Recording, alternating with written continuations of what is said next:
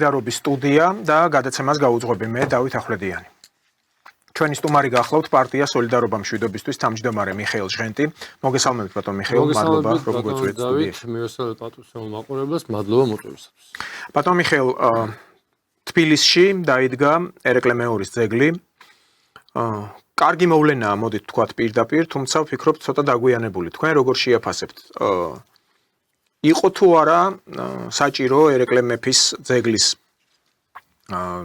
დადგმა უფრო ადრე, ვინაიდან ეს გახლავთ მეფე, რომელმაც სწორი გადაწყვეტილებები მიიღო იმ პერიოდში, როდესაც საქართველოს ყოფნა არ ყოფნის საკითხი წყდებოდა. თქვენი შეფასება როგორი იქნება? თან აქვე დავამატოთ, რომ ხელისუფლების ინიციატივით მოხდა ამ ძეგლის გახსნა. თქვენ როგორ ფიქრობთ, რამ განაპირობა ამჟამად ეს გადაწყვეტილება ხელისუფლების მხრიდან?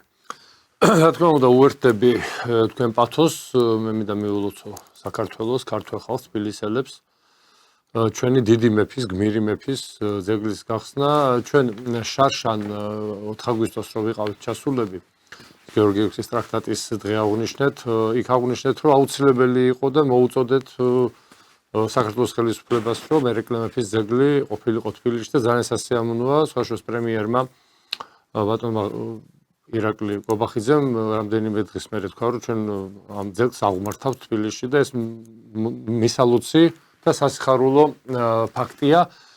რატომ იყო საჭირო? საჭირო იმიტომ იყო, რომ ამ ადამიანმა, ამ დიდმა მეფემ გააკეთა ერთადერთი, გადადგა უბრალოდ ერთადერთი სწორი ნაბიჯი და საქართველოს გადაარჩინა იმ უბედურებას, იმ კატასტროფას, გაქრობას, რაც საქართველოს უქადდა. თუმცა მე მინდა წუხილი გამოვთქვა, რომ 83 წლიდან 800 პირველ წლამდე, 1800 წლამდე არ იყო გადადგმული საქართველოს მაშინდელი მმართველების მხრიდან ის ქმედითი ნაბიჯები, რომელიც ამ ტრაქტატს მთლიანად თავისი მთელი მოცულობით აამუშავებდა და სამწუხაროდ ვერ გამოვიყენეთ. ბევრი საკამათო შეიძლება იყოს ერეკლეს შვილების, გერების, ზოგი თურქეთში, ზოგი ირანში, ასე მოძრაობდა და იქ თხოვდნენ, რომ ესა თუ ის მისი შთამომავალი გაემეფებიათ საქართველოს ტახტზე. ეს ჩვენ ისტორიული უბედურება გვჭირს და სამწუხაროდ დღესაც ვერ დავიხსენეთ თავი აი ამ სცენისგან. და ალბათ ეს სიმბოლოა იმისი, რომ საქართველოს ხელისუფლებამ უნდა გადადგას ის ერთადერთი და გონივრული ნაბიჯი, რასაც ქვია რუსეთთან პირველ რიგში დიპლომატიური ურთიერთობის აღდგენა და მყარი პოლიტიკური თანამშრომლობის, ასე ვთქვათ, შემოტანა ქართულ პოლიტიკაში. რომლის გარეშეც დარწმუნებული ვარ, საქართველოს მომავალი იქნება უმძიმესი, მით უმეტეს იმ ფონზე, რაც შექმნილი არის დღეს რეგიონში, სოფლიოში, აი კალეიდოსკოპური სიჩქარით, სისწრაფით ხდება პროცესების ცვლილება. ყოველი 1 საათი დაახლოებით დღევანდელ რეალობაში უდრის დაახლოებით 10 წლეულებს.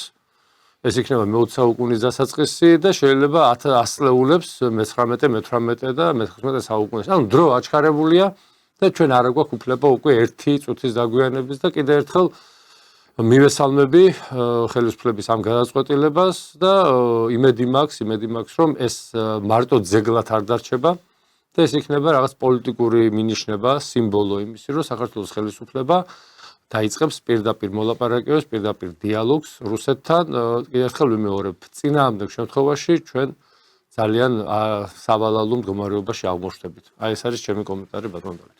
კი ბატონო, აქვე დავამატებ ბატონ მიხეილ, ახლა ერეკლე მეორის მეფობა და მისი ის გადაწყვეტილებები, რაც მან მიიღო, საჭირო გადაწყვეტილებები რუსეთთან შეერთების, რუსეთთან ურთიერთობის თაობაზე იყო, როგორც უკვე აღვნიშნეთ, საკმაოდ ისეთი ბრძნული და საჭირო გადაწყვეტილება, მაგრამ ძეგლის დადგმის მიუხედავად, პრინციპში საინტერესო იქნება თავად რეაქციები რუსეთის მხრიდან.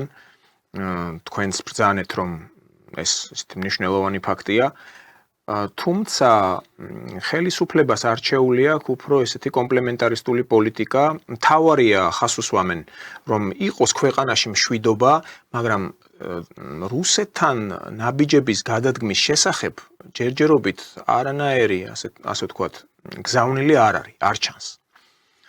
მეტიც თუ დავაკვირდებით პერმანენტულად საუბარია ისევ იმაზე, რომ რუსეთს აქვს ჩვენი ტერიტორიები ოკუპირებული, ფაქტია და ეს რიტორიკა ნამდვილად არ მოწონთ რუსეთში.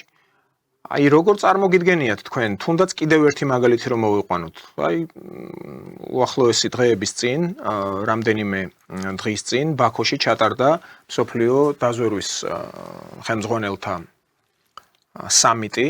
95 ქვეყნის დაზვერვის ხელმძღვანელი ესწრებოდა ამ შეხვედრას და მათ შორის იყო საქართველოს წარმომადგენელიც, ნამუკა მდინარაძე, ვიცით რომ ხელმძღვანელობს ამ დელეგაციას. დიახ და ფიქსირდება ფოტო, სადაც ის მაგიდასთან სხედან მის გვერდით უпростоრად დიდი ბრიტანეთის Mi-6-ის ხელმძღვანელი ახლა დანიშნული ბლეიზ მეტრეველი, ასევე ამერიკის შეერთებული შტატების წარმომადგენელი და სხვა სადაზვერვო სამსახურების შეფები. ხომ არ ნიშნავს ეს რომ ანგლო-საქსურ სამყაროსთან უფრო მეტი კოოპერაცია იგეგმება ახლო მომავალში და აქვე დავამატებდი რომ ეს არის ანგლო-საქსები არიან რუსეთის პირდაპირ მტრები. საუკუნეების მაზლზე. კი ბატონო, აი თქვენ როგორ მიგაჩნიათ ახლა ერთია ერეკლე მეორის ძეგლის დადგმა, კარგი ფაქტია, თუმცა პოლიტიკა როგორ წარიმართება ეს კიდევ მეორე.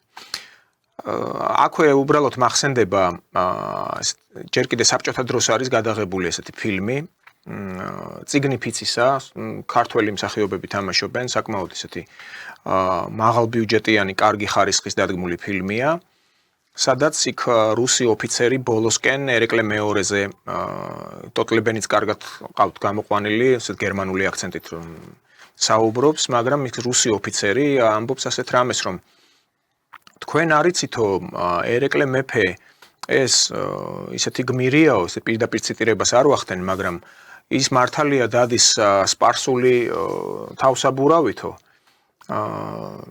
მაგრამ საკმაოდ მებრძოლი მეფეაო და ასევე გახლავთ ევროპული ორდენების მფლობელიო და ყოველ შემთხვევაში აი გამოყვანილი ყავს ასეთ მეფეთ, რომელიც ყველა ვექტორზე წარმატებებს აღწევს. და შეიძლება ასე აღვიქვათ ეს რომ რადგან ანგლო-საქსური სამყარო ამჟამად პირდაპირ ებრძვის რუსეთს. ამაზეც გადაცემის მსვლელობისას ვისაუბრებთ. ან ტრამპს აქვს ახალი განცხადებები გაკეთებული. რამდენად გაართმევს საქართველოს თავს ასეთ პოლიტიკას?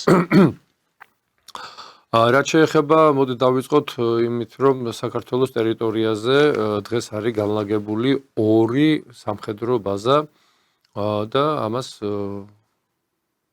ქვია ეძახიან ოკუპაციას.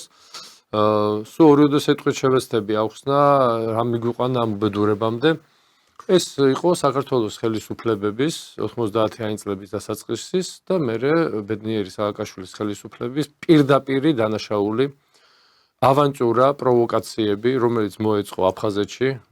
მე ბევრჯერ მithქვამს და გავიმეორებ, რომ ეს იყო წმინდა წყლის პროვოკაცია 92 წელს ჩვენი საჯარისო ფორმირების შეყვანა აფხაზეთში, რამაც ყველა მიცოდა შეყვანის დღიდან, რომ ჩვენ აფხაზეთს დავკარგავდით, ეს გაცხადებული იყო, ვინც ოდნა პოლიტიკაში არ გეობდა, ამისკენ იყო ეს მიმართული და მოხდა მერე ის, რაც მოხდა და მოგეთ რუსებმა განათავსეს. ანალოგიური მდგომარეობა არის ცხინვალის რეგიონში, სააკაშვილის მორიგი ავანტურის შედეგად, კატასტროფა, ტრაგედია დავარქვა. ეს ორივე ტრაგედია იყო ჩვენთვის, საქართველოსთვის, ეს იმ ხელისუფლების დავალება იყო, მაგრამ საქართველოსთვის ტრაგედია და ქვეყნის დანაწევრება იყო.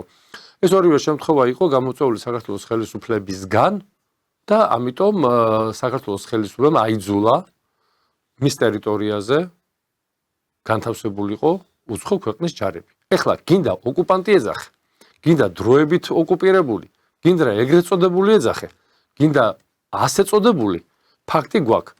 საქართველოს ხელისუფლების ბოლო 30-35 წლიანმა არასწორმა, სხვაზე მორგებულმა და სხვისი ინტერესებიდან გამომდინარე პოლიტიკამ, ამ შემთხვევაში თქვენ მართებულად აღნიშნეთ, რომ ეს იყო რუსეთის წინააღმდეგ ჩადენილი და რუსეთის წინააღმდეგ მიმართული ნაბიჯები, იმისთვის, რომ ეს სიამოვნებიათ, მათ შორის ანგლოსაქსებისთვის, მაშინ დღევანდელთან განსხვავებით, მე ასე ვხედავ, რომ მაშინ ამერიკის შეერთებული შტატები იყო ამის ავანგარდში.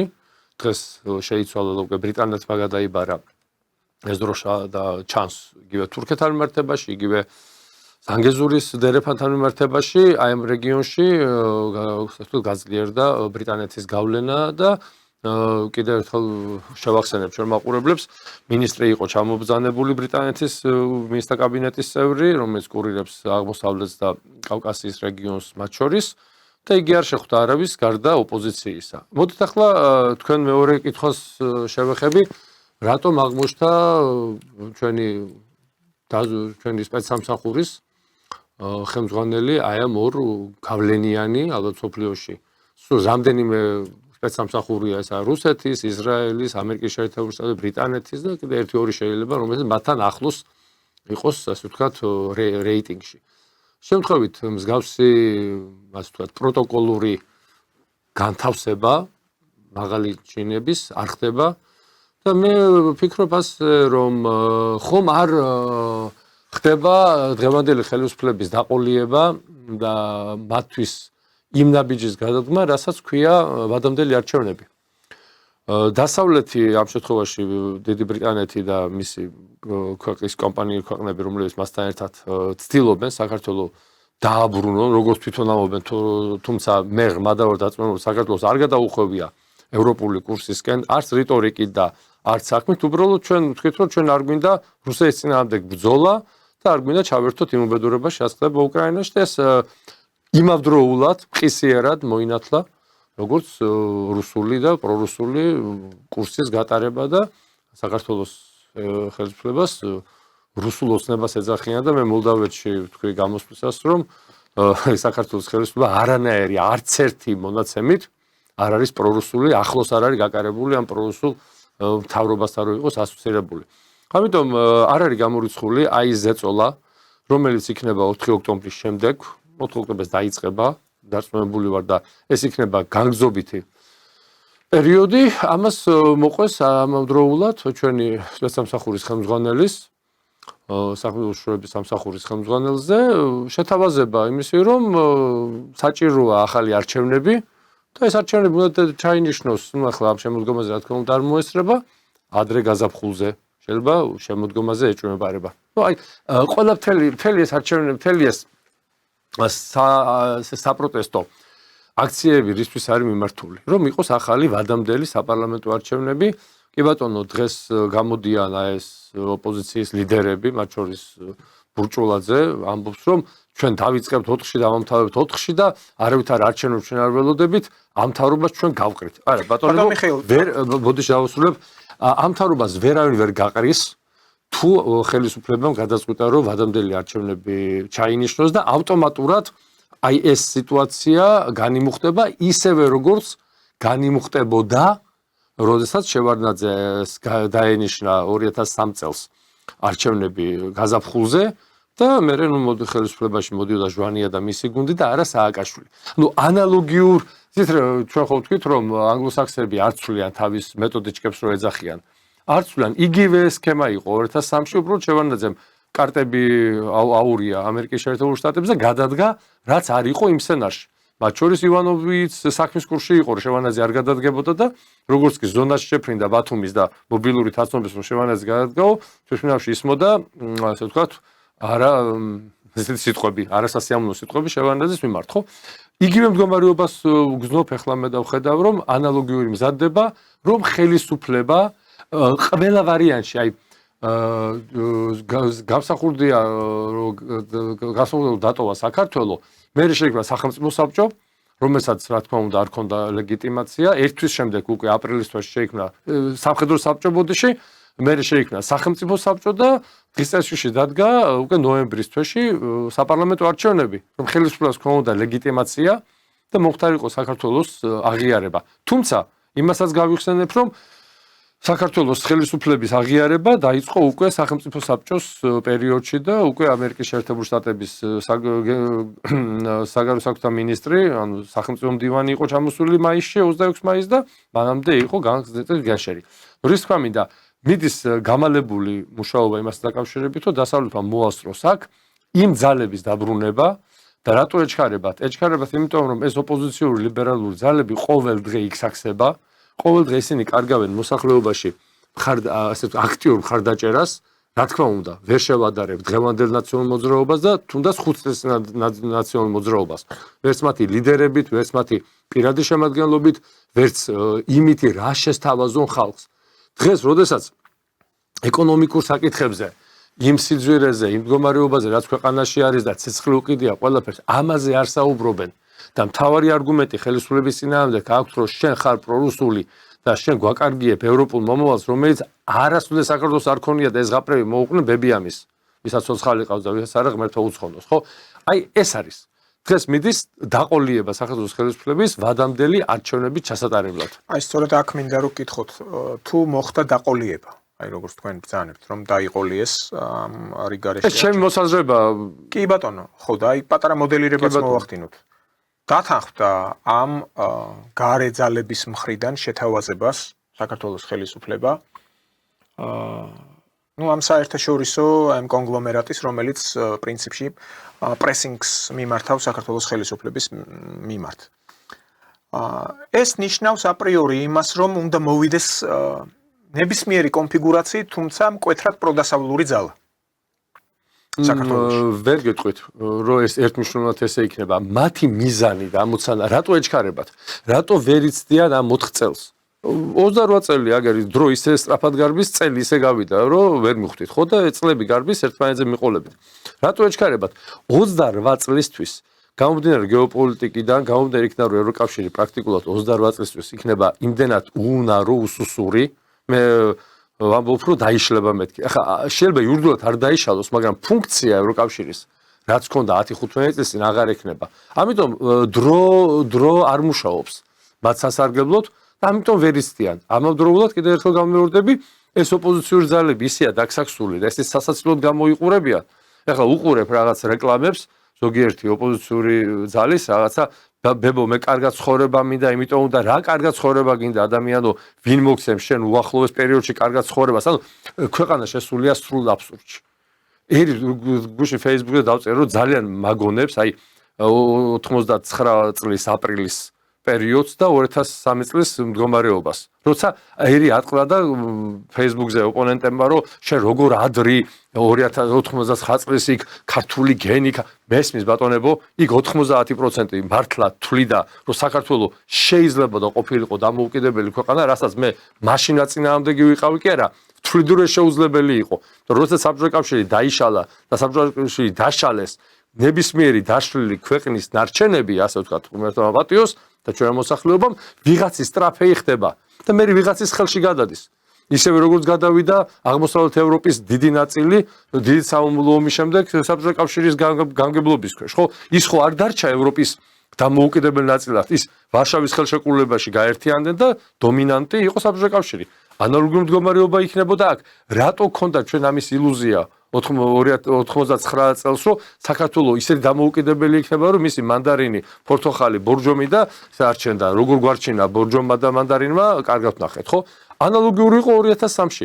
იქაც ეჩქარებოდათ, იმიტომ რომ რუსეთი უკვე პუტინის ხელმძღვანელობით ნელ-ნელა იკრებდა ძალაზე, საჭირო იყო ისეთი ხელისუფლების მოყვანა და მე კიდე შეგახსენებთ იმასაც, რომ 2002 წლის ნოემბერია თუ არ ვთქვი ოქტომბერ-ნოემბრის აი ეს თვე იყო, როდესაც შევარდნაძე შეხვდა ვლადიმერ პუტინს და უკვე პირველი საუბარი იყო იქ იყო საუბარი რკინიგზის აღდგენაზე.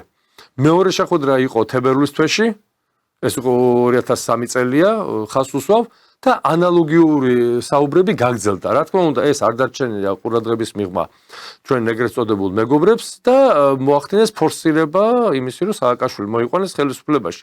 ანუ შევარდნაძეს რასაც ვერ უბედავდნენ, იმიტომ რომ ის მამამისის მეგობარი იყო ამერიკის შეერთებული შტატების მაშინდელი პრეზიდენტისთვის იყო მამის მეგობარი, რუსეთის იმდროინდელი ხელისუფლების და საგარეო ისტაბლიშმენტისთვის და სამინისტროსთვის იყო ქვეცნობიერად მაინც მათი უფროსი, როდესაც იგი საკეროს საქმეთა სამინისტრო იყო, ივანოვი ნამდვილად არ იყო მინისტრის მოადგილე, ჩემი უღრმეს პატივისცემისა ყველა დიპლომატის, მაგრამ ისინი არიან კოზირები იყო მისი სპიჩრაიტერი. და გადაიყვანა მერე მინისტრად, ანუ ეს სხვა ისტორიაა კიდე, რაც პირადად აქვს მოსმენელი. ამიტომ პროცესები არის დაჩქარებული. აჩქარებენ პროცესს, რომ როგორმე აი ეს რაღაც შეაკოწიწონ, აი ეს ლიბერალური ძალები და დააბრუნონ ხელისუფლებაში და მერე ისინი რაც გააკეთებენ და რამდენი ხანი გაძლებენ. თუმცა იმასაც გეტყვით, ღმერთო დაიფაროს, არჩევნების შემდეგ ისინი რომს დაბრუნდნენ, მათ არანაირი რესურსი იმის რომ ხელისუფლება შეინარჩუნონ და პირველები, აი ახლა გეტყვით საინტერესო რამეს.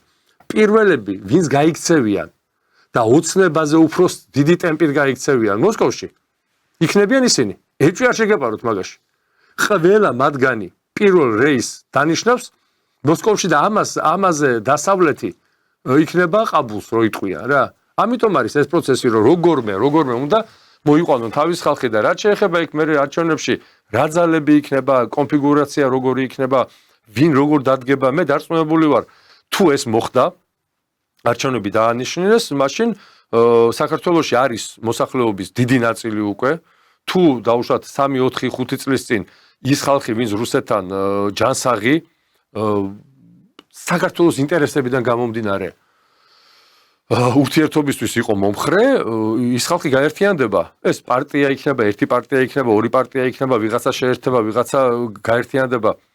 შეიქმნება მეორე ალტერნატივა, რომელიც საკმაოდ სერიოზულ წინააღმდეგობას გაუწევს აი ამ ლიბერალურ ძალებს არჩევნებში. ისევე როგორც აი ახლა 28-ში არის მოლდოვაში არჩევნები, ისევე როგორც იქ 50-50-ზე მიდის ახლა და არის რეგიონები, სადაც ოპოზიციური სოციალისტური პლატფორმაზე მდგარი, სოციალისტური იდეოლოგიაზე მდგარი ბატონი დადონის კოალიცია შეიძლება მოიგოს და იქ კიდე რა პროცესები განვითარდება, თუ ეს რეალური მოხდა, ეს სხვა სასაუბრო თემა. ამიტომ ძალიან ერთმნიშვნელოვანადაც არაა დასავლეთისთვის.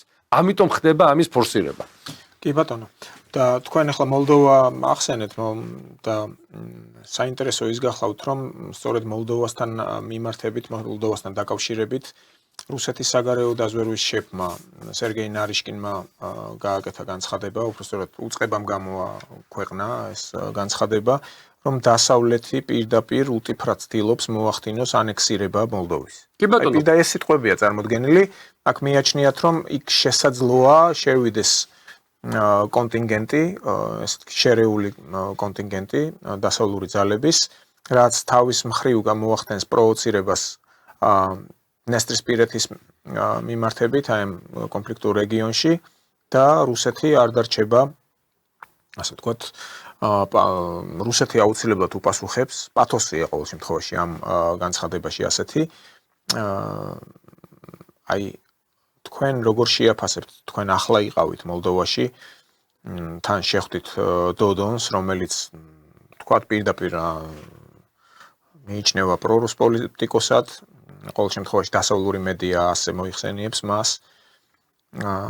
თავად მოლდოველთა უმეტესობა მაინც მიუხედავად იმისა, რომ რუმინეთის პასპორტებსაც ფლობენ, რუმინეთში არიან დასაქმებულები, მიაჩნიათ, რომ მოლდოვა მაინც უნდა იყოს ცალკე მდგომი სახელმწიფო, ცალკე სახელმწიფო და არა რუმინეთის დანამატი.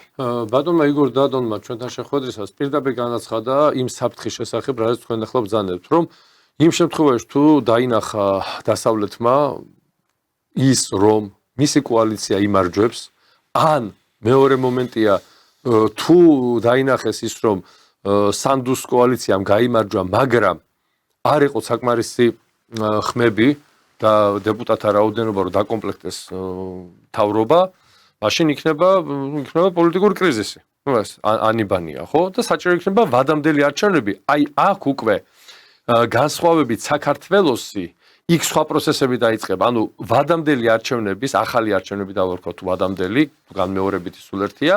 იქ უკვე პროდასავლური ძალები პრაქტიკულად აგებენ არჩევნებს. აი უახლოეს ერთ კვირაში დღეში იქ გადაწყდება სიტუაცია და მე უსურვებ მოლდოველ ხალხს მშვიდობას, განვითარებას და ჩვენ არაერთხელ ვთქვით ჩვენმა ექსპერტებმა, ვინც ვიყავით და პოლიტიკოსები წასულები, რომ ყველა ქვეყანამ უნდა იმოქმედოს და იაროს თავისი სუვერენიტეტის და საკუთარი ინტერესების დაცვის გზით და არა გადამთიელი ოკეანეს იქნება თუ 5000 კილომეტრის თუ 2000 კილომეტრის იქით რომელიმე ქვეყნის ინტერესებით რომელიც შენთვის აბსოლუტურად მიუღებელია და ჩვენ ვნახეთ ამერიკის შეერთებული შტატების გვერდში დგომა თუნდაც აი ბოლო პერიოდში უკრაინასთან დაკავშირებით ურთიერთგამომრიცხავი განცხადებები ურთიერთგამომრიცხავი დამოკიდებულება და ქვეყანა წააქეზეს და პრაქტიკულად დაშალეს და უმძიმეს მდგომარეობაშია. ამიტომ მოლდოვა ძალიან პოლიტიკურად საინტერესოა ამ კუთხით, მაგრამ ამავდროულად არის ძალიან მძიმე ადამიანურად, იმიტომ რომ იქ უკრაინასაც თავის ინტერესები აქვს, არის ესეთი სოფელი კალბასნაია ქვია, სადაც არის საბჭოთა კავშირის დატოვებული რაღაც εν რაოდენობითი არა, რა თქმა უნდა, ახლა დიდი რაოდენობა შეიძლება უკვე ასე ვთქვათ საბრძოლო მეორე მსოფლიო ომის შემდგომი ენზეც და მე 60-70-იან წლებში შეტანილი კარიბის კრიზისის დროსაც შეტანილი არაღია εν რაოდენობით ანუ იმდენად დიდი რაოდენობა რომ აი ვადა გასული ვთქვათ გაფუჭებული იარაღიც რომ გამოვაკლოთ უკრაინის სამხედრო მანქანას დაახლოებით შეიძლება რამდენიმე თვე შეიძლება ნახევარი წელიც ეყოს იმხელა ასე ვთქვათ მარაგი არის და იქ რუსებს არ აყავს ძალიან დიდი კონტინგენტი. ამიტომ საფრთხე დღეს აი ამ არჩევნების საფრთხე ამ კონფრონტაციის და ესკალაციის საფრთხე ნესპირეთში ძალიან საკმაოდ მაღალია, იმიტომ რომ ნესპირეთს დასავლეთი როგორც ჩვენ მოგვიაზრებს და საქართველოს არ მოუღიათ იმ ქვეყნების ნუსხიდან, სადაც შეიძლება მოხდეს ესეთი პროცესები, რაც რუსეთს შეუქმნის პრობლემას და კიდევ ერთხელ მინდა შევახსენო ჩვენ მოსახლეობასაც და ჩვენ ხელისუფლებას ის რომ წინა არჩევნები, ну ბოლო საპარლამენტო არჩევნებმა რო ჩაიარა ესე მეტნაკლებად შვიდად და თუმცა ძალიან დიდი ძალისხმევა დაჭირდა იმ დროინდელ სპეცსამსახურების ხელმძღვანელობას, სპეცსამსახურის თანამშრომლებს, მათ შორის სუსის, შინაგან საქმეთა სამინისტროს, სპეცსამსახურების სხვადასხვა დაჯგუფებებს, რომ მათ თავიდან აერიდებიათ აი ეს დიდი კატასტროფა, რომელიც შეიძლება გადაზრდილი იყოს სამოქალაქო დაპირისპირებაში. და ამ ხალხს რა თქმა უნდა მადლობა უნდა უთხრათ ყველა, მათ შორის ხელისუფლებამაც და ჩვენც მადლობა უნდა უთხრათ, რომ ძალიან დიდი საფრთხე აგვაცილეს, მაგრამ ეს იყო ერთი შემადგენელი ნაწილი. აი ამ ასე ვთქვათ თავიდან აცილების. მეორე არანაკლებ მნიშვნელოვანი ბატონო დავით, ეს იყო რუსეთის ფაქტორი. რადგანაც რუსეთი ძალიან ყურადღებით აკვირდებოდა აქ მიმდინარე პროცესებს და როგორც ამობენ ნაბიჯი მარცხნივ, ნაბიჯი მარჯვნივ რომელიც გამოიწვევდა აქ სამოქალაქო დაპირისპირებას, რომელიც აუცილებლად გადაზდიდა დასავლეთი სამოქალაქო ომში, რუსეთი უნდა ჩართულიყო, იმიტომ რომ მისთვის კავკასიის აფეთქება იქნებოდა პრაქტიკულად მეორე ისეთი ფრონტის გახსნა, რომელიც შეიძლება უკრაინაზე არანაკლები ყოფილიყო, გამომდინარე ბევრი მიზეზებიდან გამომდინარე. ამიტომ ჩვენც ძალიან მძიმე მდგომარეობაში ვართ ახლა და აი რუსეთის ფაქტორის არ გათვალისწინება და რუსეთის ფაქტორის მივიწყება თუნდაც აი ადგილობრივ არჩევნებში. ჩვენ ძალიან ბევრი არჩევნები გვახსოვს და ადგილობრივ არჩევნებს ამხელა დატვირთვა რომ მიეღო, პრაქტიკულად რა არის ქალაქის 5 ქალაქის მერია და საკრებულოები, რომელიც პრაქტიკულად ხან ვთქვათ რომ ეს არ არის ხა ჩვენ ისეთი ქვეყანა არა ვართ, სადაც საკრებულოს გადაწყვეტილებები ეს არის ერთადერთი რაღაცა ბოლო ინსტანცია იმ რეგიონისთვის თუ რაიონისთვის. აქედან გამომდინარე გვაქვს პრობლემა, რომელიც არის რუსეთთან სალაპარაკო. და მე გამეხარდებოდა ისიც რომ ჩვენი სპეცსამსახურის ხელმძღვანელებს კონსულტაციები ქონდეს, ღია კონსულტაციები ქონდეს რუსეთის სპეცსამსახურებთან, ღია კონსულტაციები და არა სადღაც კულუარებში და ეგ ბნელოთახების შეხვედრა. სახელმწიფოს ვალდებულება ყველა მაღალჩინოსნის მით უმეტეს სუსის ხელმძღვანელის ვალდებულება ყველა თავისი მეზობელის ესაუბროს.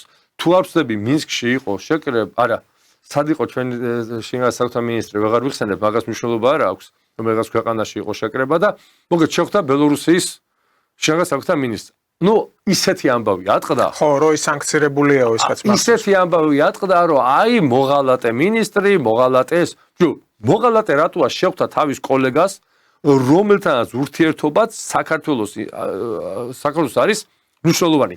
თუნდაც დაუშვათ, რომ იმ შეხვედრაზე რუსეთის შინაგან საქმეთა მინისტრმა რაღაცა გზავნილი გამოუგზავნა ჩვენს შინაგან საქმეთა მინისტრს.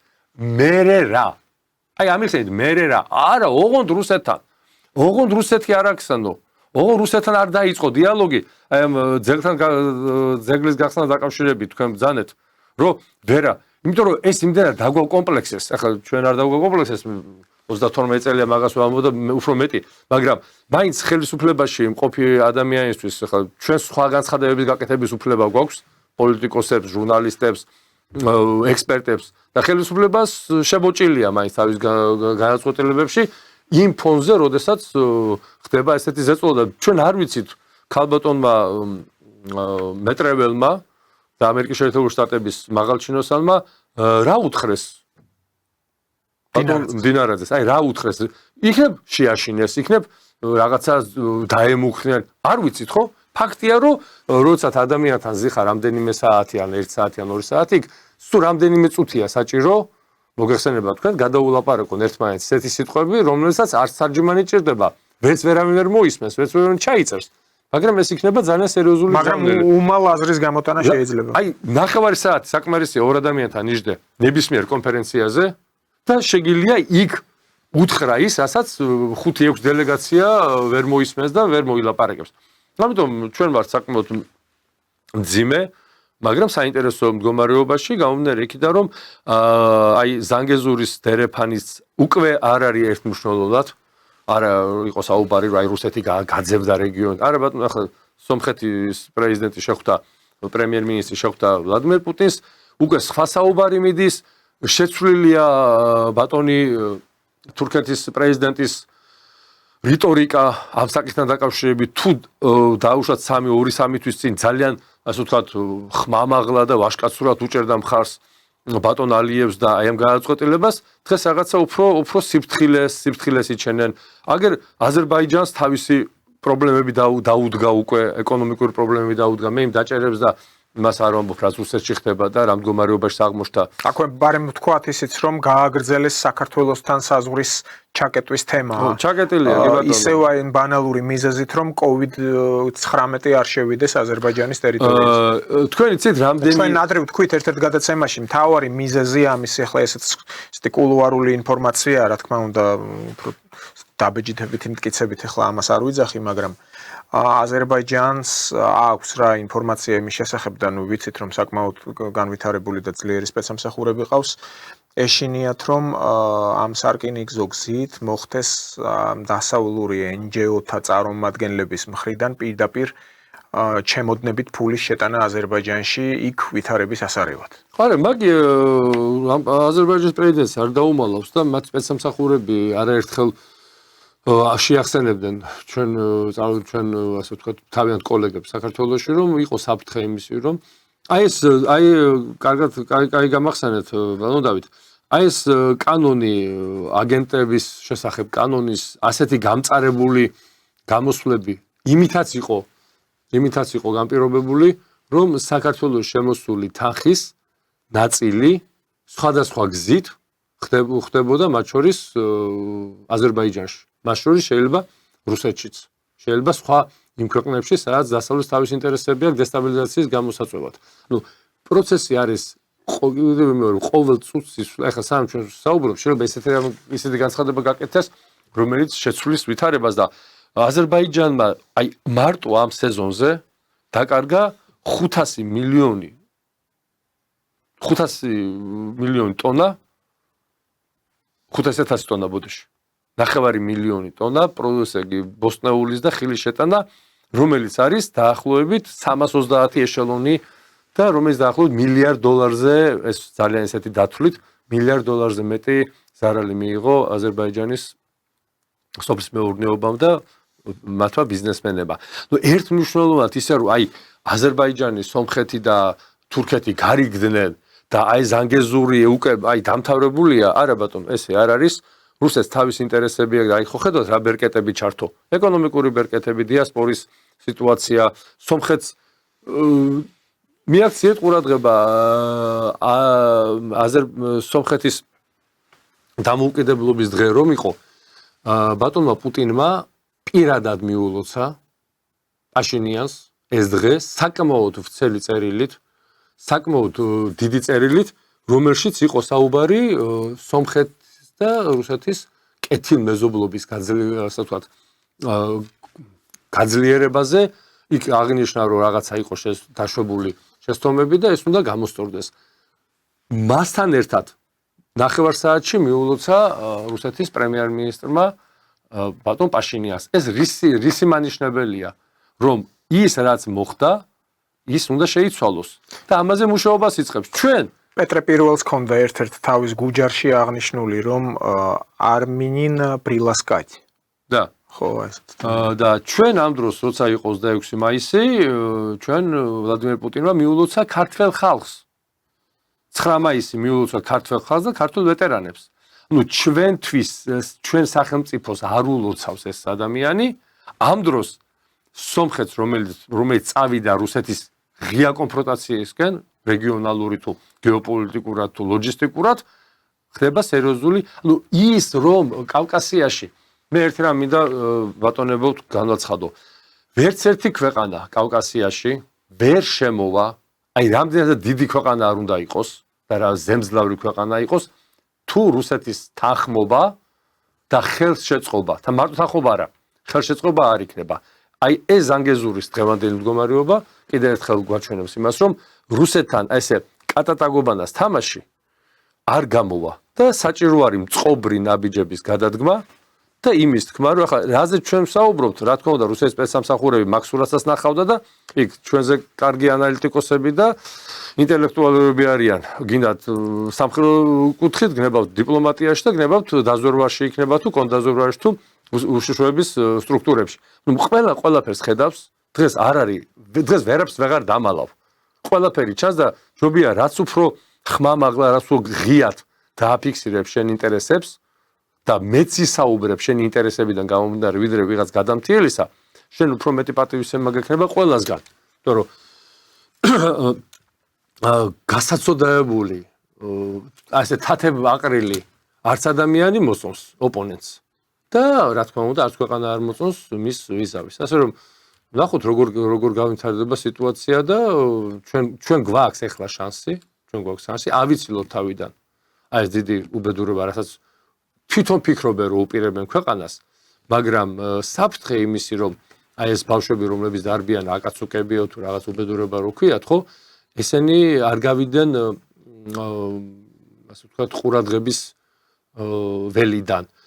ძალიან მნიშვნელოვანია ასევე ის ასაფეთქებელი მასალაზე საუბარი, რომელიც შემოვიდა საქართველოში.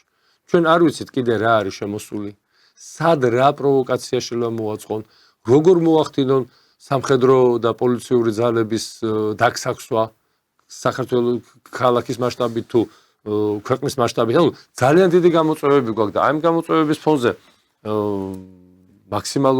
მაქსიმალური მობილიზება საჭირო და მაქსიმალურად არის შესანარჩუნებელი ის კიდევ ერთხელ ვიმეორებ ის ხალხი ვიზეც გადავიდა ეს ყველაფერი ხო და ზოგიერთი გაგდებულს ეძახიან თავის კოლეგებს ზოგი დასაჭერია აი ეს ძალიან საფრთხილო სიტუაციაა ბატონო დავით რომ ამ შემთხვევაში პარტია ოცნება არ დადგეს გახლეჩვის პირას ძალიან ის რომ კორუფციას უნდა ებრძოლოს სახელმწიფო აქ ორი აზრი არ არის და ამას ყველა მიესალმება მაგრამ ამ ბრძოლას აქვს რაღაც გარკვეული მომენტი და არ უნდა მოახერხონ ოპოზიციამ აი კიდევ ერთხელ ვიმეორებ არ უნდა მოახერხოს ტელევიზიებმა ამ ლიბერალურმა ტელევიზიებმა ისე მიტანა მოსახლეობამდე რომ ეს არის მარტო ფულისთვის რომ ვიღაცა ფულს ართვევს ან ანგარიშ სწორებისთვის აი ეს საქართველოს ხელისუფლებამ პირველ რიგში ну როგორც ამბობენ მათ დაქვემდებარებაში მყოფმა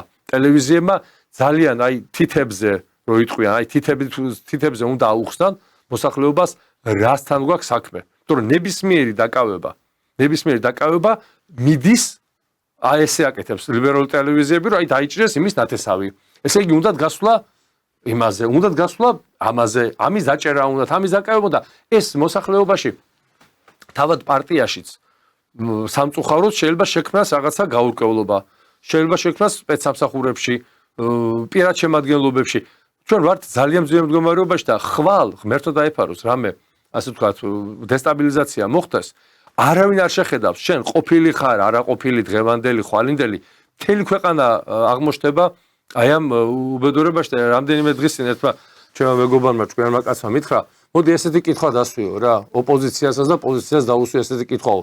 ვინ დაგიკიდათ ეს გასასწრელიო? ანუ აქ ხო არ არის ერთი და იგივე ძალა, რომელიც ცალკე მუშაობს ხელისუფლებაში არსებულ იმ ძალებზე, რომელსაც გავლენა აქვს სამწუხარო და ნაციონალური მოძრაობის და ყოფილი ხელისუფლების დიდი რაოდენობაა შემორჩენილი სამწუხაროდ და ასევე ოპოზიციაზე. ვინ მიგვიყვანა ამ მდგომარეობამდე? ვისი ხელით იმართება და რატო დაიკიდა ეს საშიშროება ორივე მხარისთვის, ორივე ასე ვთქვათ, როგორც ოპოზიციისთვის, ასე პოზიციისთვის. ჩვენ არ გვაქვს ახლა ის მდგომარეობა, რომ აი ეს არჩევნები დასრულდეს და მე ნებისმიერი საქმე რომელიც არის, ხო ეს უნდა იყოს ფაქტებით. მე მეუბნებიან, რომ აი ნარკოტიკებზე დაკავებული ძალიან კაი მივესალმები, ჩემთვის არის ეს აი ყველაზე დიდი ნაბიჯი ნებისმიერი ხელისუფლება, ვინც ამას გააკეთებს და მიიყვანს ბოლომდე, ეს არის ერის გადარჩენის თვის დაწყებული პირველი ნაბიჯები. გვაჩვენეთ ის დაკავებულები. და გვაჩვენეთ აი ის როგორც ახლა გვაჩვენებენ ხოლმე რაღაც ეკონომიკური დანაშაულებისთვის პრეზუმპციას არ ვარღვევ, რა თქმა უნდა, ეჭვმიტანილებს. აი ესევე გვაჩვენეთ ის ნარკობარიგები. მათი სახეები გვაჩვენეთ, რომ მისმა ნათესავებმა, ახლობლებმა, მეზობლებმა იცოდნენ, ვინ იყო მისი მეზობელი. ნებისმიერ ეკონომიკურ დანაშაულზე უფრო დიდი დანაშაულია. უფრო დიდი ტრაგედია ნარკო რეალიზატორი, ვიდრე ის, რა თქმა უნდა, ისიც დანაშაულია.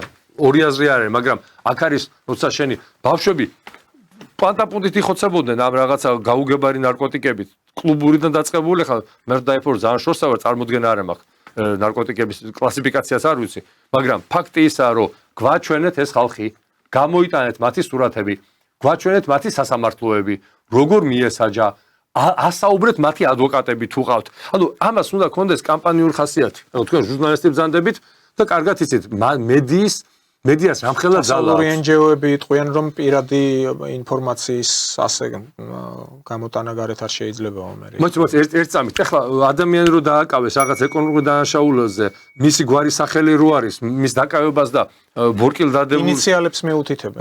კარგით, ახლა ბორკილ დადებულები რო აყავთ იმაზე, რა ქვია, ქალაქ სამართლოს კიბეებზე. სახეები დაბლარულია. არა დაბლარონ თუ დამალონ იმ ნარკორეაზილების სახეები, მაგრამ გვაჩვენონ ეს უნდა იყოს, აი არ მინდა ახლა საწყენად თქვა ვიღას, მაგრამ გვაკლია ხელისუფლებას, აკლია პიარი. აკლია მოსახლეობასთან იმ საქმის. ეს მარტო დღევანდელი არა, წინა ხელისუფლებასაც იგივე პრობლემა ჰქონდა.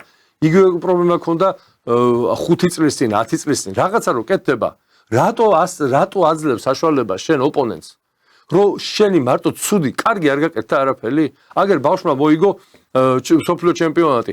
ეს სააკაშვილის დროს მომხდარიყო ბატონო დავით, მერწმუნე, მისი ჩამოფრენა, თვითმფრინავი, აეროპორტში დახვედრა, დედამისი, მამამისი, მისი მეზობლები სახში მისვლა ამოიღებდნენ და აი პილიონკებს გაჩვენებდნენ, მის პილიონკებს გაჩვენებდნენ, რომელში იყო გახოვული და რა ქვია, პამპერსებს იპონიდნენ. აი ეს არის პრობლემა. ესენი ცუდი მოხდა აგერ აზერბაიჯანის რაღაცა ხელი შეეხნენ ერთ აზერბაიჯანელს, აწყდა 3 დღე ერთაშორის შუღლი, ამას ვიღაცები აქ შეხედან და ძალიან ბევრი სპეცსამსახური მუშაობს საქართველოში, აი ნახე, ამაზე შეიძლება მოხდეს რაღაცის გაკეთება, ამას შეიძლება მოხდეს რაღაცის წამოკიდება. ანუ ეს არ არის ის, რაც ჩვენ დღეს გვჭირდება. დღეს ჩვენ გვჭირდება მეტი გახსნილობა, მეტი ღიაობა, რომ ხალხმა დაინახოს, რომ ეს ბრძოლა არ არის კამპანიური, არამედ ეს არის უკვე დავდექით იმ რელსებზე, რომლიდანაც ეს ბრძოლა არ გადავა და მივა თავის ლოგიკურ ბოლომდე. მე არ ვიცი, მე ასე ვხედავ, იმიტომ რომ მე გამოდივარ დღეს საქართველოს ინტერესებიდან, ჩვენი ქვეყნის სუვერენიტეტის და პირველ რიგში მშვიდობის შენარჩუნებიდან. მშვიდობა მარტო არ არის ის, რომ ჩვენ არ ჩავერთეთ, მაშინ რა ქვია, ამ უკრაინულ უბედურებაში და ეს იქნებოდა სერიოზული ავანტიურა.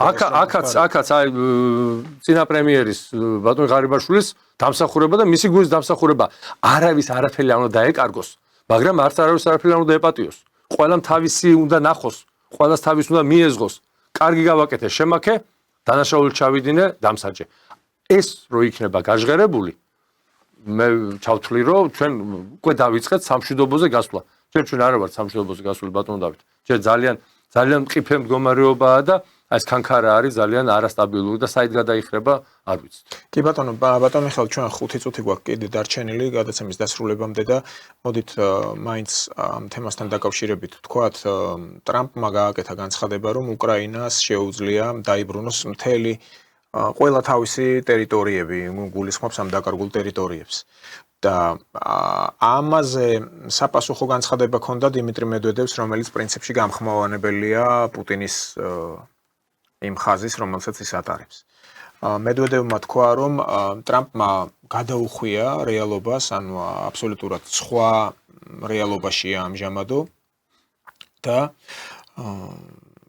პირდაპირ ციტატა არის რუსეთის შესახებ ტრამპის კომენტარები აჩვენებს რომ ალტერნატიულ რეალობაში მოხდა სავარაუდოდ რამდენიმე დღეში მწვანე პიანისტს კაპიტულაციაზე ხელმოწერა შესთავაზებს ან მარსზე გაფრინდება მასკთან ერთად ანუ ეს ტრამპზეა საუბარი ხო ტრამპი პრინციპში აი თუ ისევ და ისევ ტრამპის ნათქვამია ამ დიპ სტეიტის შესახებ მაგრამ როგორც ჩანს თავად ამ დიპ სტეიტმა საკმაო გაუწია არა მხოლოდ ტრამპს და პუტინმაც აჩვენა რომ ის არსად უკან დახევას არ აპირებს არც ერთი მის ხალით პირიქით მოწადინებულია იმაზე ეს მოლდოვასთან რატო იძაბება ვითარება აქ მნიშვნელოვანი ისიც გახლავთ რომ ოდესასთან ძალიან ახლოს იმყოფება და ფლანგური სახელმწიფო ანუ უკრაინის მოსაზღვრე სახელმწიფოა ან ფაქტობრივად თუ პრორუსული ძალები იმარჯვებენ მოლდოვაში უკრაინა ექცევა კლანჭებში უბრალოდ იკეტება ორივე მხრიდან რუსული გავლენის გაძლიერების თვალსაზრისით. მიუხედავად იმისა, რომ ტრამპზე ამბობენ, რომ არის არასისტემური, ხან ამას ამბობს, ხან იმას ამბობს, მისი თითქმის ყველა ნაბიჯი ამერიკის წლის განმავლობაში არის ძალიან კონკრეტული და ეს შეიძლება ერთ თვეში გამოჩნდეს, შეიძლება ორ თვეში გამოჩნდეს, მაგრამ ერთი რამ ცხადია, ტრამპმა გადაწყვიტა ევროპა, როგორც ოპონენტი არა, როგორც არც პარტნიორი, კონკურენტი, როგორც კონკურენტის სრულად ჩამოშორება. და აქ უკვე რუსეთის და ამერიკის შეერთებული შტატების ინტერესები ერთმანეთს ემთხვევა. და მე დაუბრუნდები ისევ ჩემთვის საკმაოდ მისაღებ რიბკოვის ულტიმატუმს 2021 წლის 15 დეკემბრის, სადაც ევროპა, მოხსენიებული აღმოსავლეთ ევროპა უნდა იყოს ნატოს ინფრასტრუქტურის გარეშე.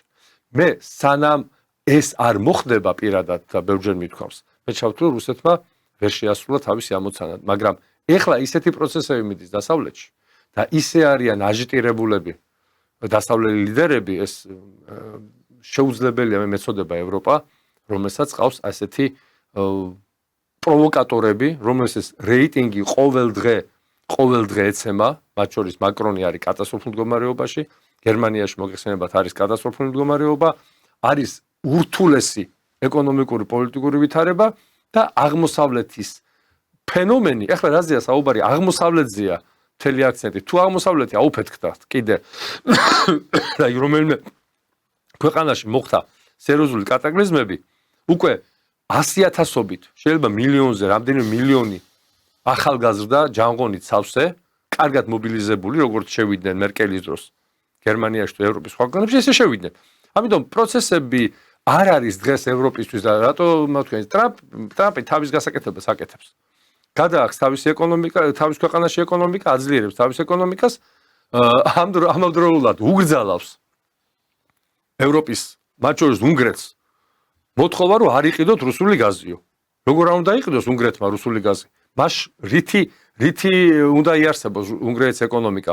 მაგრამ ყველა საინტერესო რა არის, რომ ტრამპი ნებისმიერ განცხადებას რო აკეთებს, მე ამას ან ივიწყებს, ან იმწუთიერი როგორ გითხრათ, იმწუთიერი ეფექტისთვის აქვს მას ეს განსაზღვრული და არის მოსაზრება ესეთიც და მე ვეთანხმები, რომ თუ წელს დაგვიანდა მისი წარდგენა ნობელის პრემიაზე, მან შეიძლება საერთოდ დაკარგოს უკრაინას კონფლიქტთან მიმართებაში ინტერესი, იმიტომ რომ ეს იქნებოდა მისი ნობელის პრემიაზე წარდგენის, ასე ვთქვათ, გვირგვინი იმ 7 თუ 6 კონფლიქტზე და ომზე, რომელსაც რაზეც ის ხშირად აპელირებს. და ეს იქნება აი გვირგვინი და აი ამითი უკვე ის შევა პატივმოყვარე ადამიანია, უნდა რომ აი ესეც ყველაფერთან ერთად ალბათ დიდი ფული ვისაც აქვს და მილიარდები და ქვეყნის ლიდერები არიან, ყველას აქვს სურვილი რაღაცა ნობელის პრემია მიიღონ და მე გახდნენ რა ვიცი ადოლფ ბელოზოვიჩსაც ჰქონდა ეს პრემია თუ რა არა ბოდიშის წლის ადამიანად იყო ტაიმს მიერ ნაღიარები. მოგეთ ვითარება აქვს ესეთი რომ მან თავისი პირველი ამოცანა ევროპის დასუსტების შეასრულა. ეხლა მეორე ამოცანა, რომელსაც რუსეთთან ერთად უნდა შეასრულოს, ეს არის ევროპის გაყოფა და ევროპის ეკონომიკის და გავლენების პოლიტიკურ-ეკონომიკურ სამხედრო დაყოფა, რომელზეც აქტიურად მუშაობს დღეს როგორც ამერიკის შეერთებული შტატები, ასევე რუსეთის და ჩინეთის არ იქნება ამის წინააღმდეგი. კი ბატონო და ამით ჩვენ პრინციპში დავასრულებთ გადაცემას. უბრალოდ ერთს დავამატებდი, საგარეო საქმეთა სამინისტროში დაიბარეს გერმანიის ფედერაციული რესპუბლიკის ელჩი საქართველოში პეტერ ფიშერი და როგორც თავად ამბობს, დაბარება არის დიპლომატიური სანქციის ფორმა, ეს ძალიან უჩვეულოა. პეტერ ფიშერი ამბობს. როგორ გაუბედეთ? ხო, ნუ არა ასეთი ვითარება ამჟამად. დიდი მადლობა ბატონ მიხეილ სტუდიაში მოგზაურობისთვის და ჩვენ უკვე შევხვდებით ზეკ 16 საათზე. დიდი მადლობა ყურადღებისთვის. ნახვამდის.